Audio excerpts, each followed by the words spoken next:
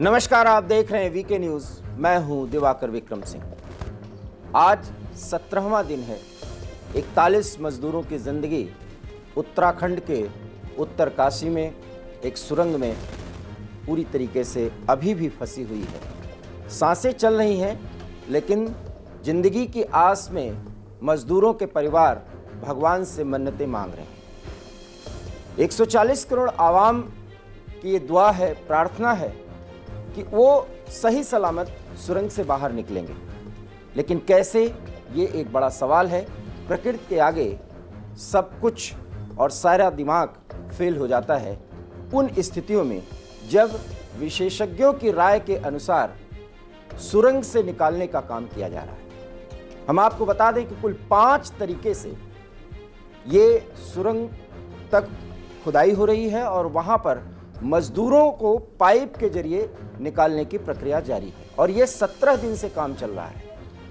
हम आपसे इस पूरे प्रकरण पर इसलिए विमर्श कर रहे हैं क्योंकि भारतीय टेक्निक ही ऐसे मौक़ों पर ज़्यादा कारगर रही है, क्योंकि अंतर्राष्ट्रीय स्तर पर सुरंगों में इस तरह के कोई वाक़या हो जाते हैं, उसमें रेस्क्यू देने के लिए जो प्रयोग में लाए जाते हैं तरीके, उसमें कुल 5 तरीके होते हैं, जिसमें एक रैट होल माइनिंग का जिक्र आया। ये बहुत इंटरेस्टिंग है कि रैट होल माइनिंग में मैनुअल वर्क को ज़्यादा प्रभावी माना जाता है। मैनुअल वर्क अर्थात मशीनों का सहारा कम लिया जाता है और मजदूरों की कोशिशें जो हैं वो ज़्यादा कारगर होती हैं। और ख़ास करके जो कोल माइंस में काम किया जाता है, तो कोल्स को निकालने के लिए, कोयले को, जो शॉर्ट कोयले होते हैं, छोटे टुकड़े होते हैं, उनको इस रैट होल माइनिंग के जरिए निकाला जाता है और मैनुअल वर्क इसमें ज़्यादा होता है। एक विशेषज्ञ से बात करने के बाद मुझे ये लगा कि इस पर हमें बात करनी चाहिए, क्योंकि अंतर्राष्ट्रीय स्तर पर जब इस तरह की स्थिति और इस तरह के टनल में जब कोई मजदूर फंस जाते हैं तो उसमें ऑगर मशीन का इस्तेमाल किया जाता है और उस मशीन के जरिए पाइप को कनेक्ट किया जाता है और पाइप के होल से एक एक करके व्यक्तियों को निकाला जाता है। लेकिन आप देखिए कि एक सरिया से ऑगर मशीन की जो कार्रवाई चल रही थी वो उसके कारण से वो रुक गई और ऑगर मशीन पूरी तरीके से क्षत विक्षत बताया जाता है, टूट सा गया है, ऐसा बताया जा रहा है। लेकिन अब भारत के ही और वहाँ पर काम करने वाले मजदूरों में ही कुछ विशेषज्ञ हैं जो रैट होल माइनिंग के एक्सपर्ट हैं, और इसको जानकर के आपको खुश होना चाहिए, आपको भरोसा होना चाहिए कि भारत इस तरह के मुश्किलों का सामना करने के लिए आप कह सकते हैं कि तकनीकी नहीं बल्कि मैनुअली बहुत स्ट्रांग है। और ये आप देख रहे हैं जो तस्वीर, इसमें ये मजदूर कुछ खींच रहे हैं। आप देखिए, एक रो में खड़े हुए हैं और एक रस्सी को खींच रहे हैं। ये कर ये रहे हैं कि जो वहाँ पर मैनुअल खुदाई हो रही है, मतलब लगभग 5 मीटर की खुदाई जो है वो मैनुअल करना है। उसको धीरे धीरे वो खोदेंगे और लगभग एक तसला बोलते हैं, एक तसला मिट्टी निकलेगी और उसको निकालने के बाद पाइप के जरिए जो मशीन होती है उसको वहाँ से खींचेंगे और खींच करके फिर उसको बाद उसको बाहर निकालेंगे। और वही बाहर निकालने के काम में ये मजदूर लगे हुए हैं। ये 41 मजदूर अब कब निकलेंगे इसके बारे में कुल मिलाकर के 25 नवंबर को इनको निकाला जाना था, जो 41 मजदूर फंसे हुए हैं।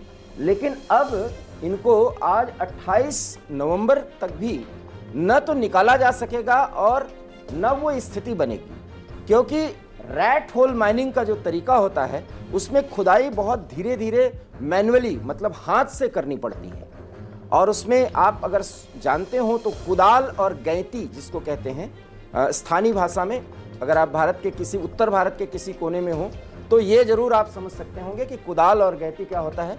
उसी कुदाल और गैंती का प्रयोग किया जाता है और जब मिट्टी को निकालने के बाद उसको इस तरीके से बाहर निकाला जा रहा है। सवाल ये है, और बहुत आपके लिए जानने के लिए ज़रूरी है, कि जब पूरे दुनिया के एक्सपर्ट्स इस पर नज़र रख रहे थे और एक फॉरेन एक्सपर्ट्स की देखरेख में मशीनों के जरिए ड्रिलिंग करके और उसके बाद इसको निकालने की, इन सब मजदूरों को निकालने की प्रक्रिया बनाई जा रही थी, उसमें वो फेल हो चुका है। और अब भारत के ही मजदूर जो एक्सपर्ट हैं रैट होल माइनिंग में, अर्थात माइनिंग के काम में भी भारत की अपनी दक्षता है, जिसको हमारे इंजीनियर्स और हमारे मजदूरों ने एक्सपर्टीज़ हासिल की है अपने अनुभव के आधार पर। इसलिए ये खबर आपके लिए जानना बहुत ज़रूरी है। और उस रैट होल माइनिंग में अक्सर आप सुन रहे होंगे, पढ़ रहे होंगे, टीवी पर देख भी रहे होंगे कि ये रैट होल माइनिंग के जरिए निकाला जाएगा। तो रैट होल माइनिंग क्या होता है, हमने आपको बहुत साधारण तरीके से बताया कि इस तरीके से निकाला जाता है। मतलब जो आप खेतों में काम करते हैं, अपने गांव में अगर आप कहीं गए हो या रहते हो, तो जब आप बहुत लंबा गड्ढा करते हैं तो उसमें यही एक टेक्निक काम आती है, वो है रैट होल माइनिंग। और उसी रैट होल माइनिंग का एक बड़ा स्वरूप जिसमें जटिलताएं हैं, वो इस सुरंग में प्रयोग किया जा रहा है। हमें सबसे अच्छी बात यह लगी कि रैट होल माइनिंग के एक्सपर्ट ये मजदूर पूरे भरोसे के साथ कह रहे हैं कि अब हम अपने 41 भाइयों को निकाल करके ले आएंगे और हम ऐसा करके दिखाएंगे। और बताया ये भी जा रहा है, जो जानकारी मिल रही है उत्तरकाशी के सिक्यारा में जहां पर यह सुरंग बन रही है, इन मजदूरों ने जो दिलासा दिया है, जो भरोसा दिलाया है उन 41 मजदूरों को जो कि इस टनल में फंसे हुए हैं, अब उन्हें भरोसा है कि उनके भाई उनको निकाल लेंगे। और इन्हें पूरा भरोसा है कि भगवान की इतनी कृपा होगी कि इतनी शक्ति इनको मिलेगी कि जब तक ये निकाल नहीं लेंगे तब तक ये चैन नहीं लेंगे। इसलिए भारतीय मजदूरों की उनके अपने स्थानीय स्तर पर जो एक्सपर्टीज है, जो विशेषज्ञता है, हम उसको सलाम करते हैं। और इस तरीके से पूरी आस जो बधी हुई है और पूरा भरोसा और विश्वास है कि सबकी सांसें चल रही हैं।